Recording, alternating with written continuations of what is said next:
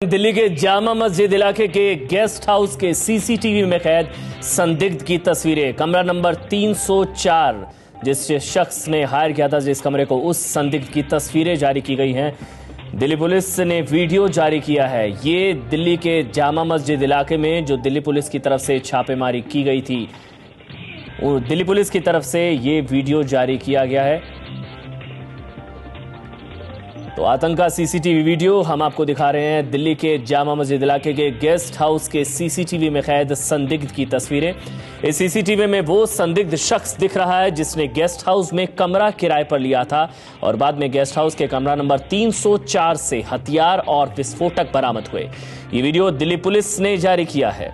तो तस्वीरें आप देख रहे हैं। इसी शख्स ने, जो शख्स आपको इस वक्त दिख रहा है, कमरा नंबर 304, ये टोपी पहना है, जो नीली रंग की जो टी शर्ट है और नीली टोपी जो जिस शख्स ने पहनी हुई है, इसी शख्स ने कमरा नंबर 304 लिया था, जिस कमरे से विस्फोटक बरामद हुआ, जिस कमरे से ग्रेनेड्स बरामद हुए थे।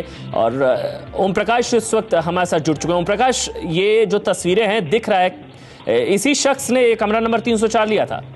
बिल्कुल अमन, ये वही शख्स है जिसने कमरा नंबर 304 बुक कराया था। ये वही शख्स है जिसे पकड़े गए संदिग्ध आतंकवादी लियाकत शाह के डायरेक्शन में काम करना था। और इसके पास जो बैग आपको दिखाई दे रहा है, इस बैग में पुलिस का कहना है कि ग्रेनेड, हथियार और दूसरे एक्सप्लोसिव थे। पुलिस का कहना है कि इसी बैग में हथियार आए थे, ग्रेनेड आए थे। और इसके बाद ये शख्स एक दूसरा भी बैग लेके आया था। वो एक दूसरी क्लिपिंग है, लेकिन इस क्लिपिंग में ये शख्स की एंट्री की तस्वीरें हैं जिस समय ये इस होटल में आया था, इस गेस्ट हाउस में आया था। ये उस समय की तस्वीरें हैं जो होटल के सीसीटीवी कैमरे ने, उस गेस्ट हाउस के सीसीटीवी कैमरे ने कैच की हैं। और आप देख सकते हैं कि ये शख्स अपना चेहरा बचाने की भी कोशिश कर रहा है, थोड़ा सा साइड में खड़ा होकर छुपाने की कोशिश कर रहा है। उसने अपनी टोपी भी स्टाइल से लगाई हुई है जिससे ये पता ना लग पाए कि इसका चेहरा साफ तौर पर सीसीटीवी में ना पाए। लेकिन कुछ चेहरे की जो साइड झलक है वो दिखाई देती हैं। और जब ये अपना ये कमरा जो है, जब ये बुक करवा रहा था, तो जो गेस्ट हाउस के इस रिसेप्शन में बैठे लोग मौजूद हैं, उनसे बातें कर रहा है, उनसे कमरे की बात कर रहा है। और इसके बाद इसको कमरा नंबर 304 अलॉट हुआ था। यही वो शख्स है जिसके बारे में पुलिस को शक है कि ये शख्स फिदाइन भी हो सकता है। ये शख्स अपने साथ ग्रेनेड और तमाम चीजें लेके आया था।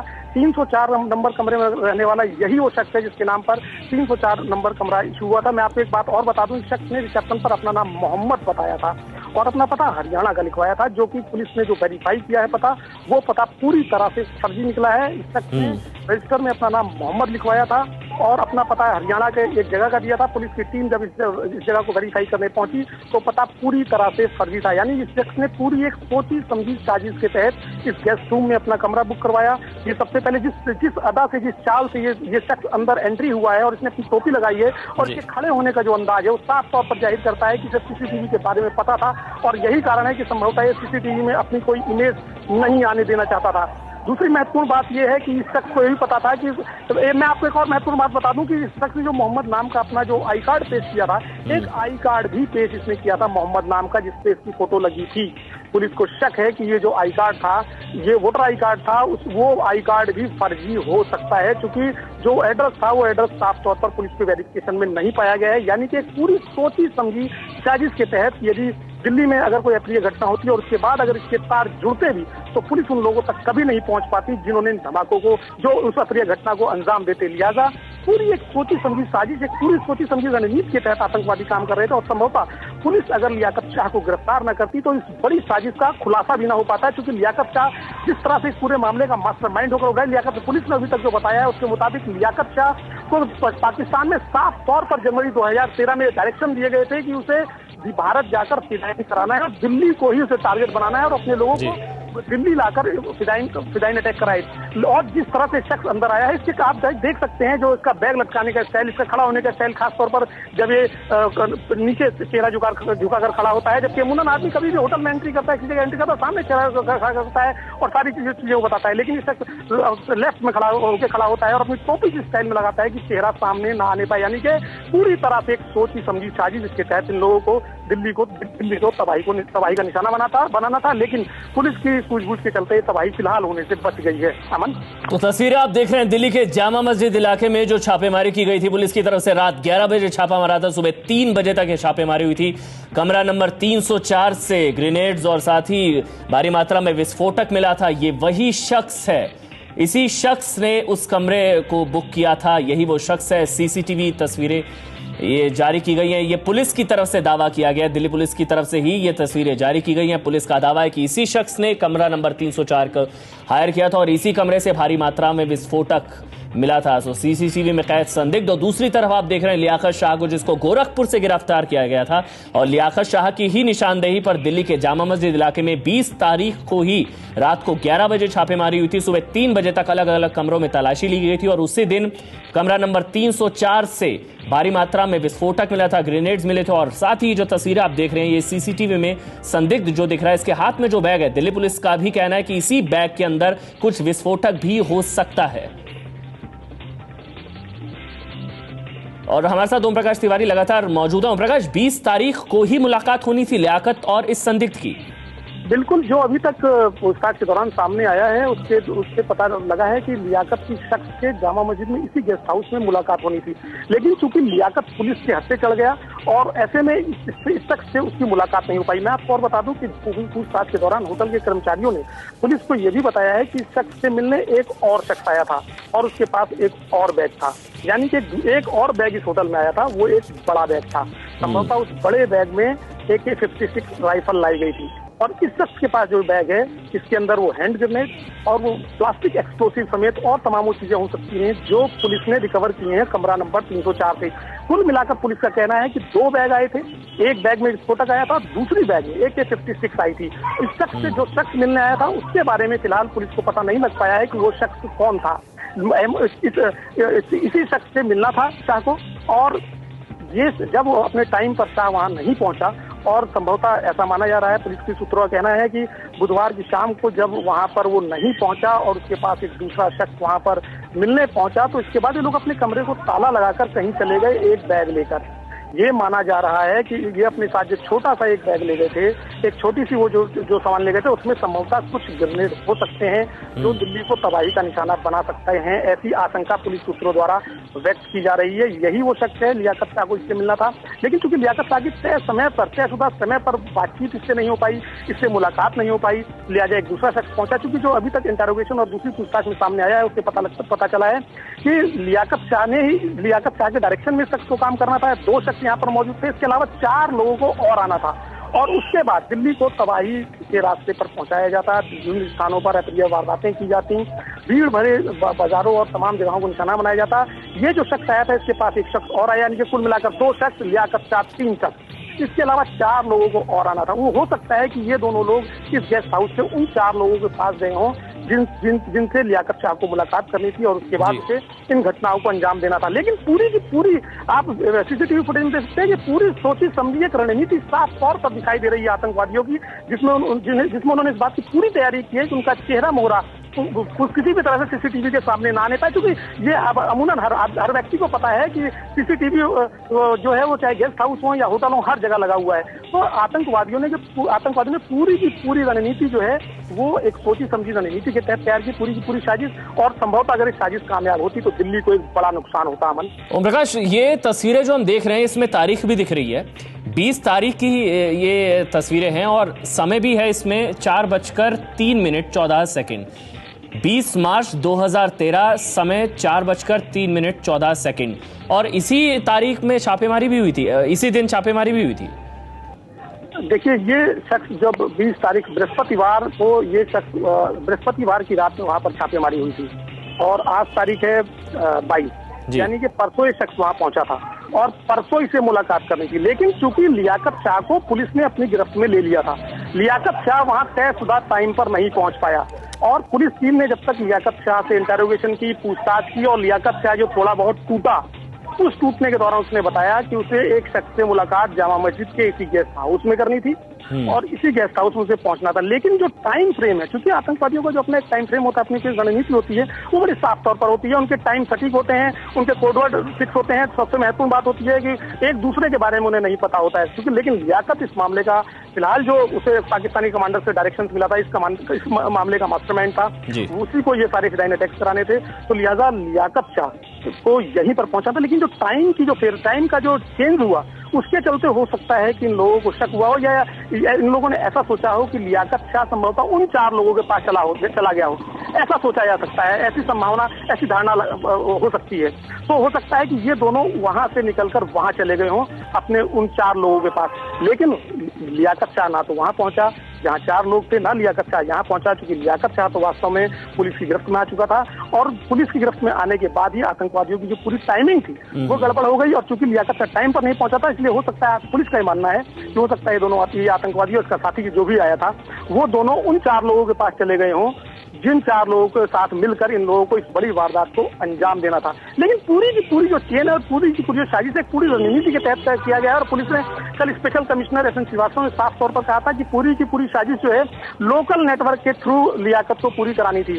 और मैं आपको बता दूं कि जो साल 2011 में एक FIR की है जम्मू कश्मीर पुलिस ने उसने साफ तौर पर कहा है कि आतंकवादी एक सोची समझी रणनीति के तहत अपना काम करते हैं, एक एक करके या गिरोह की शक्ल में आते हैं और कार्रवाइयों को अंजाम देते हैं। यानी कि पूरी की पूरी जो साजिश है वो एक सोची समझी रणनीति के तहत जम्मू कश्मीर पुलिस की FIR में 2011 के FIR में लिखा हुआ है और इस इंटेरोगेशन में भी ये बात सामने आई है।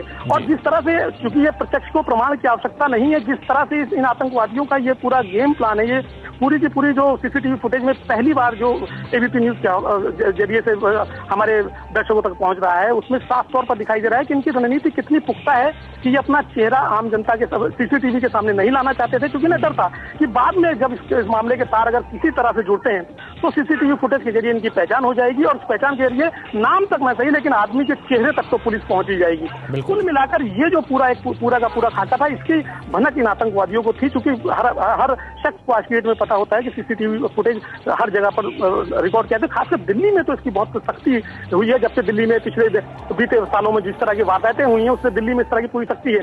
तो पूरी की पूरी एक प्लानिंग, पूरी की पूरी एक साजिश रणनीति जो है वो लियाकत शाह के जरिए इन आतंकवादियों के द्वारा जो दिल्ली में नापाक साजिश थी उसका पर्दाफाश दिल्ली पुलिस ने किया है। और ये CCTV फुटेज साफ बताता है कि आतंकवादी कितने शातिराना हैं, कितनी सोची समझी रणनीति के तहत अपना कदम उठा रहे थे। अमन, जो तस्वीरें आप देख रहे हैं इस वक्त ABP न्यूज पर एक्सक्लूसिव तस्वीरें हम आपको दिखा रहे हैं। CCTV कैमरे में कैद संदिग्ध, ये तस्वीरें दिल्ली पुलिस की तरफ से जारी की गई हैं और दिल्ली पुलिस का दावा है कि यही वो शख्स है जिसकी मुलाकात होनी थी लियाकत शाह से, यही वो शख्स है जिसके कमरा नंबर 304 से भारी मात्रा में विस्फोटक मिला है, यही वो शख्स है जिसने दिल्ली को दहलाने की साजिश रची थी। लेकिन ये पुलिस के हाथ नहीं लग पाया। आप देख सकते हैं तस्वीरों में भी CCTV से बचने की कोशिश कर रहा है ये। और हमारे साथ लगातार ओम प्रकाश तिवारी मौजूद हैं। ओम प्रकाश, आपसे समझना चाहेंगे, लियाकत की इनसे मुलाकात भी होनी थी, लियाकत की इससे, और 4 और लोग थे, एक और शख्स को आना था, क्या थी पूरी प्लानिंग ये? देखिए, जो लियाकत शाह था, जब वो जनवरी 2013 में जो मीटिंग हुई पाकिस्तान के अंदर, उसमें पहला डिसीजन तो लिया गया कि 26 जनवरी को वो लोग ब्लैक डे के रूप में मनाएंगे। और इसके फौरन बाद इसके जो आका थे हिजबुल मुजाहिदीन के, उन्होंने लियाकत को डायरेक्शन दिया कि अब आपको इंडिया में जाकर विशेषकर दिल्ली को अपना टारगेट बनाना है। और उनका साफ तौर पर कहना था कि अफजल गुरु के साथ जो कुछ भी हो रहा है, मैं आपको बता दूं उस समय तक अफजल गुरु को फांसी नहीं हुई थी, लेकिन अफजल गुरु का डिसीजन आने के बाद, जब से अफजल गुरु को फांसी की सजा सुनाई गई थी, तब से लगातार आतंकवादी संगठन इस बात की चेतावनी दे रहे थे कि कुछ ना कुछ बुरा होकर रहेगा, वो लोग अपना बदला लेके रहेंगे। तो इसके बाद लियाकत को साफ तौर पर कहा गया कि वो दिल्ली में जाकर अपना प्रोग्राम ऑपरेट करे। लियाकत शाह अपनी एक सोची समझी साजिश के तहत, क्योंकि ये लोग जब भी आते हैं अपनी एक फैमिली के साथ आते हैं, जिससे आने वाले लोगों को ये ना लगे, अगर कोई अमूमन आदमी, आप देखते होंगे अमन, अगर कोई आदमी कार में अपनी एक लड़की या एक औरत, एक बच्चे, 2 बच्चों के साथ जा रहा है तो कोई रोकता नहीं है उस शख्स को, इसलिए नहीं रोकता, सोचता है कि फैमिली वाला आदमी है। तो सेम टारगेट, सेम तरह की जो ये रणनीति है ये आतंकवादी भी अपनाते हैं। अपने साथ एक औरत, एक बच्चा, ये 2 बच्चे लेकर ऐसे लोग चलते हैं। लियाकत ने भी वो रणनीति अपनाई, उसको काठमांडू तक पहुंचने के लिए पाकिस्तानी पासपोर्ट दिया गया उसको और उसकी पत्नी को। इन लोगों को पाकिस्तानी पासपोर्ट दिया गया, ये लोग काठमांडू पहुंचे, काठमांडू से लोग सोनोली पहुंचे और सोनोली से फिर ये शख्स जो है वो पहुंचा गोरखपुर, जहां पर ये पुलिस के हत्या चला। लेकिन उसके पहले इस लियाकत शाह ने अपनी पूरी रणनीति तैयार कर ली थी। उसने अपने लोकल माध्यमों के जरिए वहां से अपने आदमी सेट कर दिए थे, जिन आदमियों के जरिए इस शख्स को दिल्ली में धमाकों को अंजाम देना था। और इसके जो आका बैठे हुए थे हिजबुल मुजाहिदीन के पाकिस्तान में और जिनके पाकिस्तान से जुड़े हुए हैं, उन लोगों ने पूरा मसाला इनके कोड में था। मसाला मीन कि हथियार और दूसरे बारूद, गोला बारूद, वो जो है मसाला इन लोगों ने दिल्ली तक पहुंचा दिया था। ये इनकी प्लानिंग थी कि जैसे ही लियाकत शाह यहाँ पहुंचेगा, दिल्ली पहुंचने के बाद वो गेस्ट हाउस में इससे मुलाकात करेगा, ये शख्स यहाँ पर हथियार और गोला बारूद लेके पहुंचा हुआ होगा, वहां पर एक आतंकवादी और आएगा, यहाँ पर 3 लोग हो जाते हैं। इसके बाद जो 4 लोग और थे वो दूसरा ग्रुप था, या इन्हीं लोगों का वो उसको दूसरी कार्रवाई को अंजाम देना था, इन दो को अलग कार्रवाई को अंजाम देना था। लियाकत वहां पहुंचकर हो सकता था इन 6 को इकट्ठा करता, और 6 को इकट्ठा करने के बाद एक रणनीति प्लानिंग बनाई जाती। मैं आपको बता दूं कि इनकी प्लानिंग थी भीड़ भरे बाजारों में धुआंधार गोलियां बरसाकर, हैंड ग्रेनेड फेंककर बड़े पैमाने पर तबाही मचाना। अगर ईश्वर न करे ऐसा हुआ होता तो दिल्ली को एक बड़ी तबाही का मंजर देखना पड़ता। इन लोगों की साजिश थी कि भीड़, जितने भी भीड़ में 2-3-4 मार्केट का इन्होंने चुनाव किया था, 3 जगहों पर हम लोगों को ताबड़तोड़ गोलियां चलानी है, हैंड ग्रेनेड फेंकने हैं। पुलिस का कहना है कि पूछताछ के दौरान लियाकत ने उन जगहों के नाम भी बताए हैं। यानी कि पूरी तरह से एक पूरी की पूरी साजिश की चेन सिलसिलेवार तरीके से बनाई गई। और इसके बाद जब वो लोग वहां से, लियाकत वहां से चला और इधर से ये शख्स जिसने अपना नाम मोहम्मद बताकर ये कमरा लिया, ये शख्स जामा मस्जिद पहुंचा। अगर लियाकत इसके पास पहुंचता तो आगे की रणनीति आगे बढ़ती, और फिर वो 4 और ये 2 6 और लियाकत इनका मास्टरमाइंड। अलग अलग जगहों पर लोगों को डिप्यूट किया जाता, और अलग अलग जगहों पर मैं आपको बता दूं जैसे 3-4 साल पहले लगातार सिलसिलेवार बम धमाके हुए थे, उसी तरह से सिलसिलेवार बम धमाके करके इन लोगों की रणनीति। एक महत्वपूर्ण बात और AK-56 जो राइफल है अपने आप में बेहद महत्वपूर्ण राइफल है, और जो अगर इस राइफल को 2-3 बार ट्रिगर दबाकर एक भीड़ बड़े वाली जगह पर चला दिया जाए तो मिनिमम कैजुअलिटी 50 से 100 हो जाती है। तो इनकी पूरी प्लानिंग थी कि जिससे एक बड़ा दहशत का खौफनाक मंजर दिल्ली को दिखाया जाए। और लेकिन इनकी पूरी की पूरी प्लानिंग उस समय धरी की धरी रह गई जब लियाकत शाह को दिल्ली पुलिस स्पेशल सेल ने गोरखपुर से गिरफ्तार कर लिया। मैं आपको बता दूं लियाकत शाह को जम्मू कश्मीर पुलिस ने 2011 में, मार्च 2011 में एक केस रजिस्टर किया था, और उसमें भी लियाकत शाह का नाम दर्ज है, 84 नंबर पर दर्ज है। और अपनी उस FIR में जम्मू कश्मीर पुलिस ने साफ तौर पर कहा है कि लियाकत शाह जैसे लोग वो सीमा पार बैठे हैं, आतंकवादी गतिविधियों को अंजाम दे रहे हैं, और ये लोग सीमा पार से एक एक करके या गिरोह की शक्ल में आते हैं और यहाँ मासूम जनता को अपना निशाना बनाते हैं। साफ तौर पर जो 2011 की जम्मू कश्मीर पुलिस की अपनी FIR है उसमें लियाकत के बारे में कहा गया, उसमें लियाकत को वांटेड बताया गया है। टोटल 97 लोगों की ये आतंकवादियों की लिस्ट है जो जम्मू कश्मीर पुलिस ने अपनी FIR के साथ नत्थी की हुई है। अब लियाकत के परिवार का मैं आपको बता दूं, लियाकत के परिवार का भी ये दावा है कि वो सरेंडर करने आ रहा था, लेकिन वो दावे या ये जांच का विषय है कि असलियत क्या है। लेकिन सच्चाई ये है कि ये गेस्ट हाउस की जो तस्वीरें हैं ये साफ तौर पर दर्शाती हैं कि आतंकवादी पूरी रणनीति के साथ आए थे, और उनकी पूरी कोशिश थी कि कारवां गुजर जाने के बाद लोग कदमों के निशान पीटते रहते लेकिन कोई भी पहचान ना हो पाती।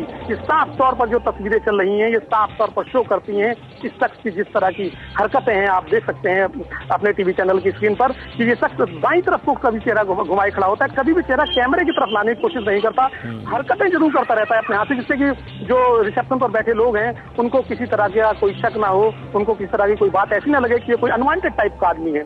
लेकिन आप टीवी स्क्रीन पर साफ तौर पर देख सकते हैं कि वो आराम से काउंटर पर हाथ लगाकर खड़ा होता है, चेहरा उनके रिश्ते की तरफ देखता है, जो 2 शख्स काउंटर पर बैठे हुए हैं उनसे बात करता है, लेकिन वो शख्स कहीं भी अपना चेहरा नहीं उठाता, अपनी टोपी को कहीं अमूल नहीं होता। बाद में जब आदमी आता है गर्मी से आता है और कहीं चढ़ता है, किसी रिसेप्शन की सीढ़ियों पर चढ़ता है, किसी होटल या गेस्ट हाउस के रूम में जाता है तो अपनी टोपी उतार देता है, उसे गर्मी लगी होती है, बाहर आ रहा शख्स होता है। लेकिन इस शख्स ने ऐसी कोई कोशिश नहीं की है, इस शख्स ने इस तरह की कोई कोशिश नहीं की कि उसके चेहरे की कोई झलक CCTV कैमरे में कैद हो पाए। हाँ, इस शख्स ने दाहिने खड़ा हुआ, बाएं खड़ा हुआ, इसने अपना फोन निकाल के एक आध बार उधर किया है, और बारादरी में जब तक उसका कमरा अलॉट नहीं हुआ तब तक वो ये शख्स वहीं की जो राहदरी है उसमें जाके खड़ा होता रहा। लेकिन उसने पूरी कोशिश ये रखी कि CCTV कैमरे में इस शख्स का चेहरा कैद ना होने पाए, यानी कि साफ तौर पर एक पूरी सोची समझी साजिश के तहत आतंकवादी इस काम को दिल्ली को दहलाने की, जी ओम प्रकाश, तो दिल्ली को दहलाने की सोची समझी साजिश और रणनीति के तहत ये शख्स, दिल्ली पुलिस का दावा है, दिल्ली पुलिस ने जो वीडियो जारी किया है CCTV वीडियो, उसके मुताबिक दिल्ली पुलिस का दावा है कि ये वही शख्स है जिसकी लियाकत शाह से मुलाकात होनी थी, वही शख्स है जिसने कमरा नंबर 304 बुक कराया जहां से भारी मात्रा में विस्फोटक मिला।